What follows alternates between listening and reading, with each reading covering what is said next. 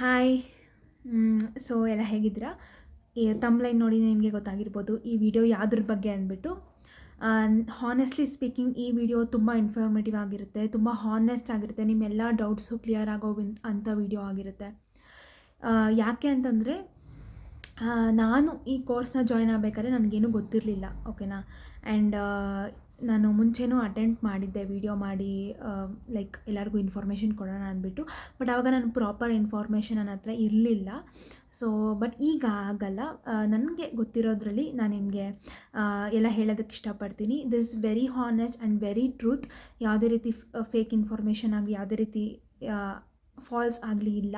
Because ಇದು ನಾನು ನನ್ನ ಎಕ್ಸ್ಪೀರಿಯನ್ಸಿಂದ ಮಾಡ್ತಿರೋ ಅಂಥ ವೀಡಿಯೋ ಆಗಿರೋದ್ರಿಂದ ನಿಮಗೆಲ್ಲರಿಗೂ ನಿಮಗೆ ಇರೋ ಡೌಟ್ಸ್ ಎಲ್ಲ ಕ್ಲಿಯರ್ ಆಗುತ್ತೆ. ಬಿಕಾಸ್ ನಾನು ಇದಕ್ಕಿಂತ ಮುಂಚೆ ಒಂದು ವೀಡಿಯೋ ಮಾಡಿದ್ದೆ ಅಂತ ಹೇಳಿದ್ನಲ್ಲ.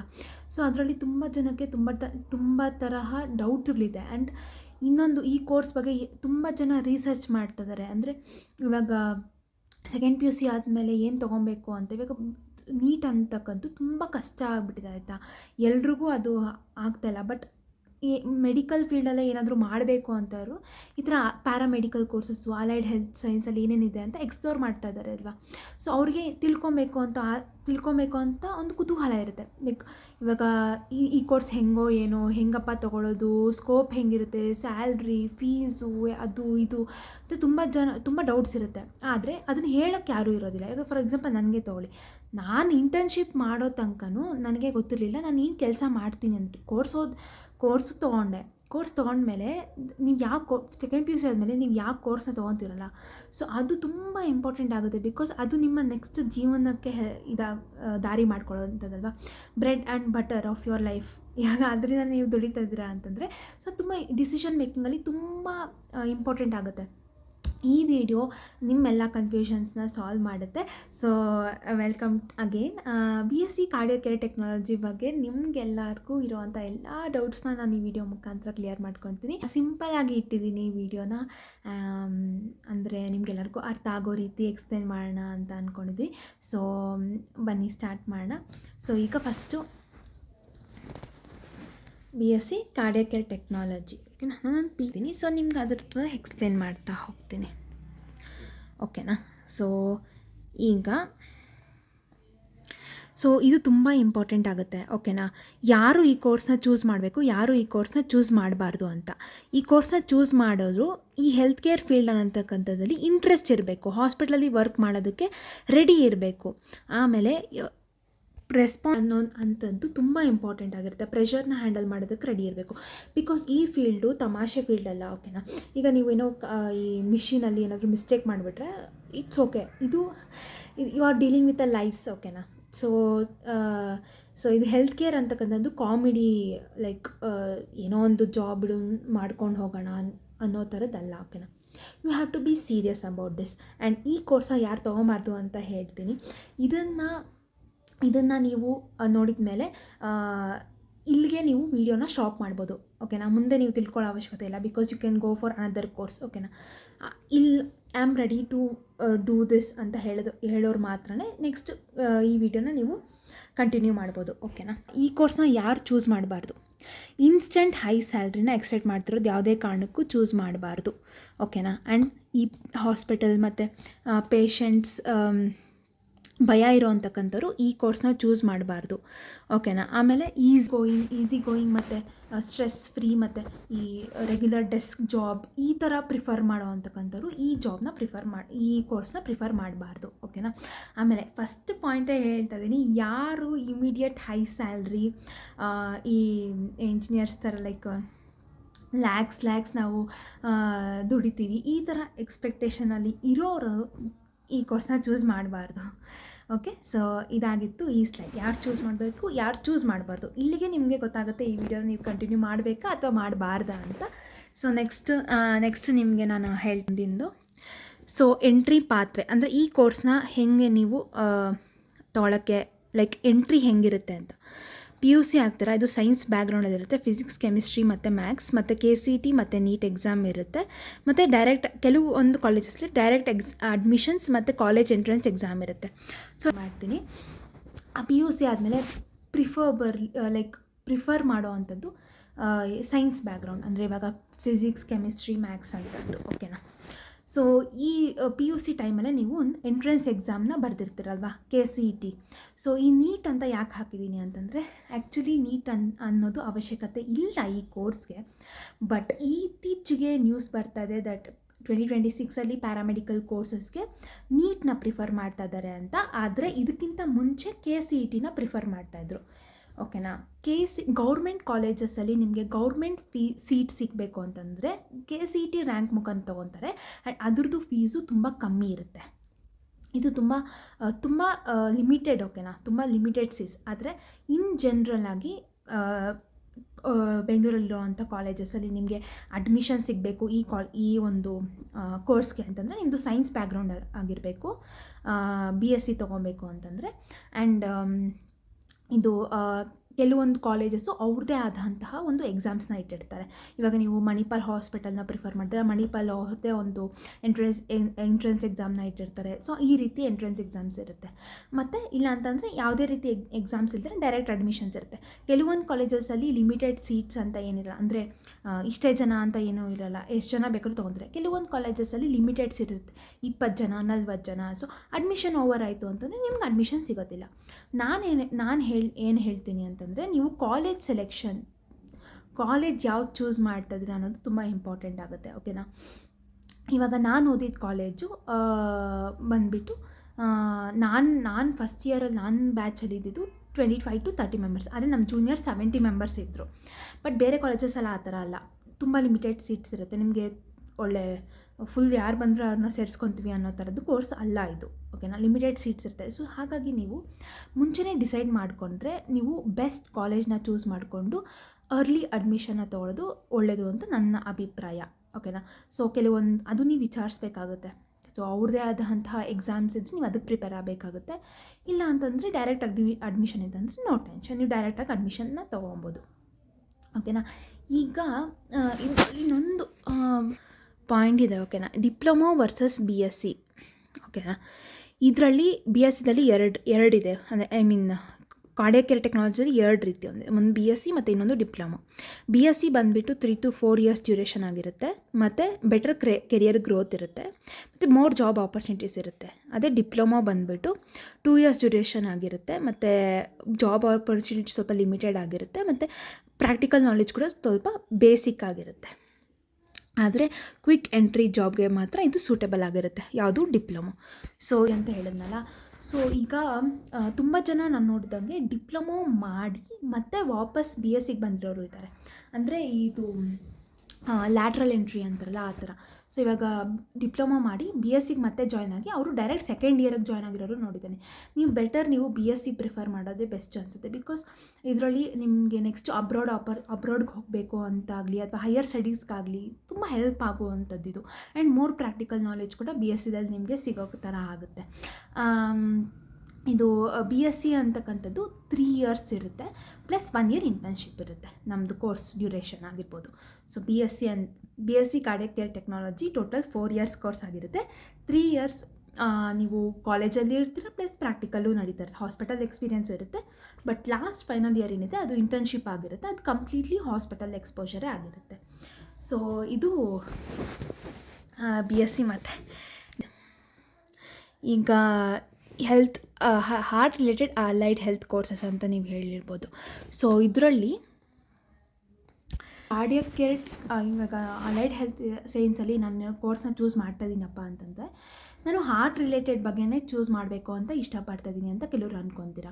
ಸೊ ಇವಾಗ ಅದರಲ್ಲೇ ಡಿಫ್ರೆಂಟ್ ಟೈಪ್ಸ್ ಇದೆ ಅಂತ ನೀವು ಅರ್ಥ ಮಾಡ್ಕೊಬೇಕು. Cardiac care technology, cardiovascular technology, perfusion technology, ಇದೆಲ್ಲ ಹಾರ್ಟ್ ರಿಲೇಟೆಡೇ ಬರುತ್ತೆ. ಸೊ ನೀವು ಇವಾಗ ಇದರಲ್ಲಿ ನೀವು ಚೂಸ್ ಮಾಡ್ಕೊಬೋದು.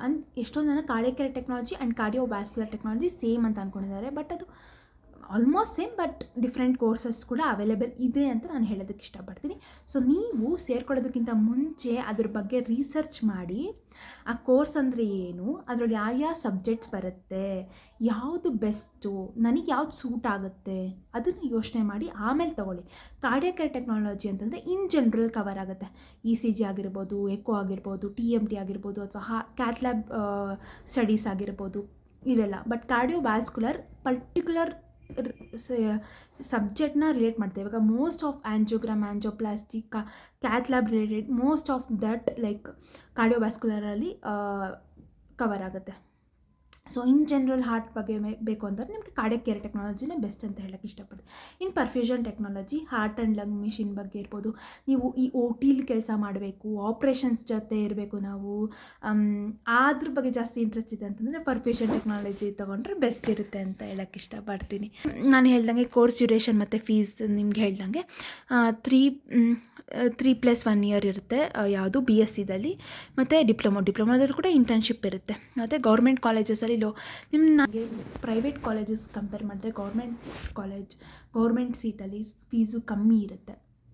ನೀವು ಇವಾಗ ಕೇಳ್ಬೋದು ಪ್ರೈವೇಟ್ ಕಾಲೇಜಲ್ಲಿ ಎಷ್ಟಿರುತ್ತೆ. ನಾನು ಓದ್ತಿರಬೇಕಾದ್ರೆ ನನಗಿದ್ದಿದ್ದು ಪರ್ ಇಯರ್ 1,50,000 rupees. ಓಕೆನಾ. ಅದು ಇವಾಗ ಜಾಸ್ತಿ ಮಾಡಿದ್ದಾರೆ. ಓಕೆನಾ. ಇನ್ನು ಕೆಲವು ಕಾಲೇಜಸಲ್ಲಿ ಏನು ಮಾಡ್ತಾರೆ ಗೊತ್ತಾ, ಪರ್ ಇಯರ್ 1,50,000 ಕಟ್ಟಬೇಕು, ಬಟ್ ಅದಕ್ಕಿಂತ ಮುಂಚೆ you have to deposit some amount of 2 lakh 3 lakh ಅದು ಇರುತ್ತೆ. ಸೊ ನೀವು ಅದು ಕಾಲೇಜ್ ಮೇಲೆ ಡಿಪೆಂಡ್ ಆಗುತ್ತೆ. ಓಕೆನಾ. ಈ ಪ್ರೈವೇಟ್ ಅಂದರೆ ನಿಮಗೆ ನೀವು ಜಾಸ್ತಿ ಲ್ಯಾಕ್ಸ್ನ ಸ್ಪೆಂಡ್ ಮಾಡೋದಕ್ಕೆ ರೆಡಿ ಇರಬೇಕು. ಓಕೆನಾ. ಈ 50,000 60,000 ಆಗೋ ಮಾತಲ್ಲ ಇದು.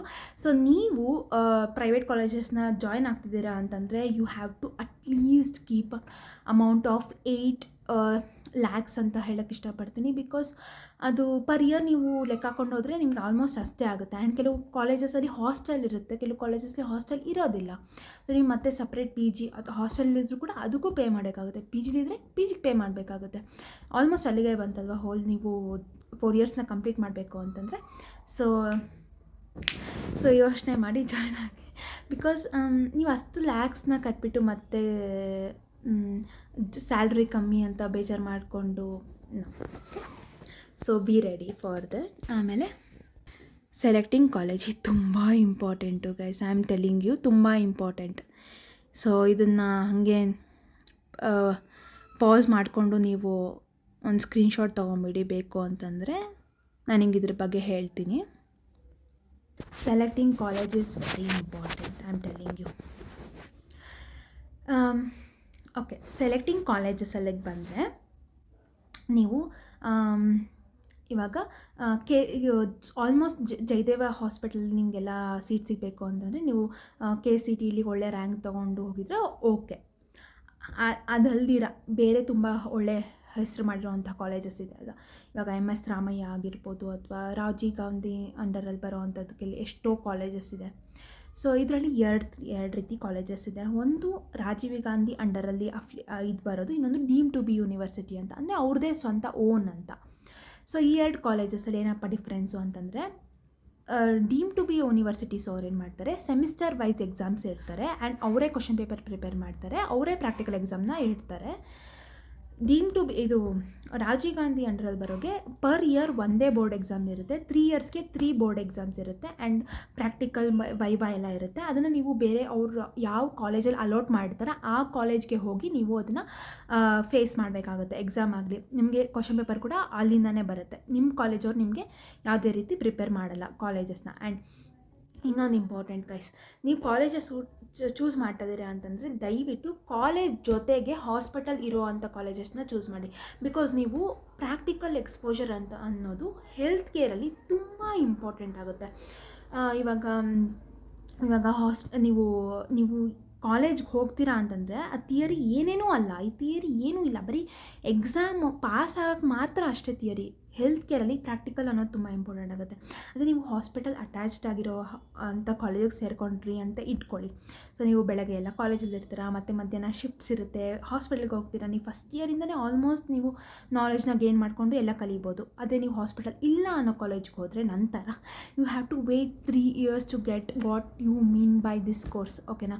ಈ ಕೋರ್ಸ್ ಅಂದರೆ ಏನು, ನಾವು ಏನು ಕಲಿತೀವಿ, ಏನು ಮಾಡ್ತೀವಿ, ಅದನ್ನೆಲ್ಲ ನಿಮ್ಗೆ ಫಸ್ಟ್ ಆ ಇಂಟರ್ನ್ಶಿಪ್ಪಲ್ಲೇ ಹೊಸದಾಗಿ ಮುಟ್ಟೋದು, ಎಕೋ ಮಿಷಿನ್ನ ಅದಂದರೆ ಏನು ಅಂತ.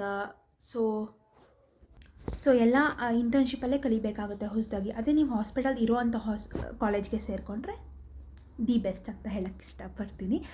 So hope you guys are getting my points. ಅಂದರೆ ನಾನು ಇದನ್ನು ಎಲ್ಲ ಏನು ಹೇಳ್ತಾ ಇದ್ದೀನಿ ಅಂತಂದರೆ, ಐ ಮೀನ್ ನಿಮಗೆ ಈಗ ಗೊತ್ತಿರಲಿ ಅಂತ, ಬಿಕಾಸ್ ನಾನು ಸೇರ್ಬೇಕಾದ್ರೆ ನನಗೇನು ಗೊತ್ತಿರಲಿಲ್ಲ. ಈಗ ನನಗೆ ಗೊತ್ತಿದೆ ಅಲ್ಲ, at least I want to share my knowledge. ನನಗೆ ಏನು ಗೊತ್ತಿದೆ ಅದನ್ನು ನಾನು ನಿಮ್ಗೆ ಹೇಳ್ತಾ ಇದ್ದೀನಿ ಅಷ್ಟೇ. ಸೊ ಈಗ ಇಂಟರ್ನ್ಶಿಪ್ ವಿಷಯಕ್ಕೆ ಬಂದರೆ, ಪೇಡ್ ಅನ್ಪೇಡ್. ಸೊ ಇದ್ರ ಬಗ್ಗೆ ನಾನು ನಿಮಗೆ ಹೇಳೋದಕ್ಕೆ, ಸೊ ಇಂಟರ್ನ್ಶಿಪ್ ಅಂತಕ್ಕಂಥದ್ದು 4th ಇಯರಲ್ಲಾಗಿರುತ್ತೆ. ಅದು 1 year ಆಗಿರುತ್ತೆ. 6 months ನೀವು ಕ್ಯಾತ್ ಲ್ಯಾಬಲ್ಲಿ ಇರಬೇಕಾಗುತ್ತೆ. ಇನ್ನು 6 months ನೀವು ECG, TMT, ಎಕೋನ ಕಲಿತಾ ಇರ್ತೀರ. ಸೊ ಈ ಒಂದು 1 year ಕಂಪ್ಲೀಟ್ಲಿ ಏನಿದೆ, ಕೆಲವೊಂದು ಹಾಸ್ಪಿಟಲಲ್ಲಿ, ಇವಾಗ ನಾನು ಜಾಯ್ನ್ ಆಗಿದ್ದ ಹಾಸ್ಪಿಟಲಲ್ಲಿ ಅವರೇ ಸ್ವತಃ ಹಾಸ್ಪಿಟ್ಲ್ಗಳಲ್ಲಿ ಟೈಅಪ್ ಆಗಿ ನಮ್ಮನ್ನು ಅಲ್ಲಿಗೆ ಸೇರಿಸ್ಬೇಕಾದ್ರೆ ಅವರು ಒಂದು ಇಂಟರ್ವ್ಯೂ ಇಟ್ಕೊತಾರೆ. ಇಂಟರ್ನ್ಶಿಪ್ ಜಾಯ್ನ್ ಆಗಬೇಕಾದ್ರೆ ಆ ಇಂಟರ್ವ್ಯೂಯಲ್ಲಿ ಸೆಲೆಕ್ಟ್ ಆಗಿರೋರಿಗೆ ಅವರು ಸೇರಿಸ್ಕೊತಾರೆ. ಮಿಕ್ದವ್ರು ಅನ್ಸೆಲೆಕ್ಟ್ ಆಗಿರೋರು ಬೇರೆ ಹುಡ್ಕೊಬೇಕಾಗುತ್ತೆ. ಸೊ ಇದರಲ್ಲಿ 2 ಥರ ಆಪ್ಷನ್ ಕೊಟ್ಟಿದ್ರು ನಮಗೆ. ನಾವು ಹುಡ್ಕೊಡ್ತೀವಿ, ಅದಕ್ಕೆ ನೀವು ಜಾಯ್ನ್ ಆಗ್ತೀರಾ, ಅಥವಾ ನಿಮ್ಮಷ್ಟಕ್ಕೆ ನೀವೇ ಹುಡ್ಕೊಡ್ತೀರಾ ಅಂತ. ಸೊ ಇದರಲ್ಲಿ ನೀವು ಯಾವುದಾದ್ರೂ ಮಾಡ್ಬೋದು. 3 years ಕಂಪ್ಲೀಟ್ ಆದಮೇಲೆ 1 year ನೀವು ಯಾವುದಾದ್ರೂ ಜಾಯ್ನ್ ಅಂದರೆ ನೀವು ಕಾಲೇಜವ್ರು ಕೊಡೋ ಅಂಥದ್ದಕ್ಕಾದರೂ ಹೋಗ್ಬೋದು, ಅಥವಾ ನೀವು ಸ್ವಂತವಾಗಿ ಕೂಡ ಜಾಯ್ನ್ ಆಗೋಕ್ಕೆ ಚಾನ್ಸಸ್ ಇದೆ. ಸೊ ಓಕೆ ಆಗುತ್ತೆ ಅಂತಕ್ಕಂಥವ್ರು ಹೋಗ್ಬೋದು, ಇಲ್ಲ ಅಂತಕ್ಕಂಥವ್ರು ಕಾಲೇಜವ್ರು ಕೊಡೋ ಅಂಥದ್ದಕ್ಕೆ ಸೇರ್ಕೊಬೋದು. ಈ ಪೇಡ್ ಮತ್ತು ಅನ್ಪೇಡ್ ಅಂತಕ್ಕಂಥದ್ದು ನನಗೆ ಅಷ್ಟು ಇವಾಗ ನಾನು ಇಂಟರ್ನ್ಶಿಪ್ ಮಾಡಬೇಕಾದ್ರೆ ಪೇಡ್ ಇರಲಿಲ್ಲ, ಆದರೆ ಅವರು ನಮಗೆ ಉಳ್ಕೊಳ್ಳೋಕೆ ಜಾಗ ಕೊಟ್ಟಿದ್ದರು. ಸೊ ಅಕೊಮಡೇಷನ್ ಅವ್ರ ಕಡೆಯಿಂದ ಇತ್ತು. ಸೊ ಹಾಗಾಗಿ ಯಾವುದೇ ರೀತಿ ಇಂಟರ್ನ್ಶಿಪ್ಪಲ್ಲಿ ಪೇಡ್ ಇರಲಿಲ್ಲ. ಅದೇ ನಾನು ಕೆಲವು ಫ್ರೆಂಡ್ಸ್ ಹೋಗಿದ್ದಾರೆ, ಅವ್ರು ಸೆಲೆಕ್ಟ್ ಆಗಿಲ್ಲ, ಅವರಷ್ಟಕ್ಕೆ ಅವರೇ ಹುಡ್ಕೊಂಡು ಹೋಗಿದ್ದಾರೆ ಅಂತ ಹೇಳಿದ್ನಲ್ಲ. ಸೊ ಅವ್ರಿಗೆ ಕೆಲವೊಂದು ಹಾಸ್ಪಿಟ್ಲಲ್ಲಿ ಇಂಟರ್ನ್ಶಿಪ್ಗೆ ಸ್ಟೈಫನ್ನ ಪೇ ಮಾಡ್ತಿದ್ರಂತೆ. 6,000 ಏನೋ ಪೇ ಮಾಡ್ತಿದ್ರು ಅಂತ ನಾನು ಕೇಳ್ದಂಗಿತ್ತು. ಬಟ್ ಈ ಥರ ಅಕೊಮಡೇಷನ್ ಎಲ್ಲ ಕೊಡ್ತಾರೆ, ಊಟ ಫುಲ್ ಸ್ಟಾಫ್ ಲೆವೆಲಲ್ಲಿ ಇರುತ್ತೆ, ಕಮ್ಮಿ ದುಡ್ಡಲ್ಲಿರುತ್ತೆ ಅಂತಕ್ಕಂಥದ್ದು. ಆವಾಗ ನಿಮಗೆ ಯಾವುದೇ ರೀತಿ ಏನಂತಾರೆ ಸ್ಟೈಫನ್ ಇರೋದಿಲ್ಲ. ಮೇನ್ ಪಾಯಿಂಟ್ ಏನು ಅಂತಂದರೆ ಇಂಟರ್ವ್ಯೂ. ಈಗ ನೀವು ನಿಮ್ಮಷ್ಟಕ್ಕೆ ನೀವೇ ಹಾಸ್ಪಿಟ್ಲನ್ನ ಹುಡ್ಕೊಂಡು ಹೋಗ್ತಾ ಇದ್ದೀರಾ ಅಂತಂದರೆ ಅವ್ರಿಗೂ ಡೀಪ್ ನಾಲೆಡ್ಜ್ ಅವಶ್ಯಕತೆ ಇಲ್ಲ, ಅಟ್ಲೀಸ್ಟ್ ಬೇಸಿಕ್ ಗೊತ್ತಿರಬೇಕು. ನಿನ್ನನ್ನು ನಾನು ಸೇರಿಸ್ಕೊತೀನಿ, ಆದರೆ ನಿಮ್ಗೇನಾದರೂ ಒಂಚೂರಾದರೂ ಗೊತ್ತಾ ನಮ್ಮ ಹಾಸ್ಪಿಟಲ್ ನೀವು ವರ್ಕ್ ಮಾಡೋದಕ್ಕೆ ಅಂತ ಕೇಳ್ತಾರೆ. Because you has a intern you need to know at least some basics ಅಲ್ವಾ. ಸೊ ಅದಕ್ಕೆ ನೀವು ಇಂಟರ್ವ್ಯೂಗೆ ನೀವು ಪ್ರಿಪೇರ್ ಆಗಿರಬೇಕಾಗುತ್ತೆ. ಇಂಟರ್ನ್ಶಿಪ್ ಬರೀ ಜಾಬ್ಗಲ್ಲ, ಇಂಟರ್ನ್ಶಿಪ್ ಕೂಡ ಇಂಟರ್ವ್ಯೂನ ಪ್ರಿಪೇರ್ ಆಗಬೇಕಾಗಿರುತ್ತೆ. ಓಕೆನಾ, ಅದು ನಿಮಗೆ ಮೈಂಡಲ್ಲೇ ಇರಲಿ. ಸೊ ಇದು ನಾನು ಟೈಪ್ಸ್ ಆಫ್ ಎಕೋಕಾರ್ಡಿಯೋಗ್ರಫಿ ಹಾಕಿದ್ದೀನಿ. ಇದು ಜಸ್ಟ್ ಎಕ್ಸ್ಟ್ರಾ ಸ್ಲೈಡ್ ಅಷ್ಟೇ ನಿಮ್ಮ ಇನ್ಫಾರ್ಮೇಷನ್ಗೋಸ್ಕರ. ಸೊ ಇದರೊಳಗೆ ಏನಪ್ಪ ಅಂತಂದರೆ ತುಂಬ ಇದೆ ಗೈಸ್ ಕಲಿಯೋದು. ಎಕೋ ಅಥವಾ ಕಾರ್ಡಿಯಾಕ್ ಟೆಕ್ನಾಲಜಿ ಏನಿದೆ ತುಂಬ ವ್ಯಾಸ್ಟ್ ಸಬ್ಜೆಕ್ಟ್ ಇದು. ಕಲಿತಾ ಇದ್ದರೆ ನೀವು ಕಲಿತಾನೇ ಇರಬೇಕಾಗುತ್ತೆ, ಯಾವುದೇ ರೀತಿ ಲಿಮಿಟ್ ಇರಲ್ಲ, ತುಂಬ ಇದೆ.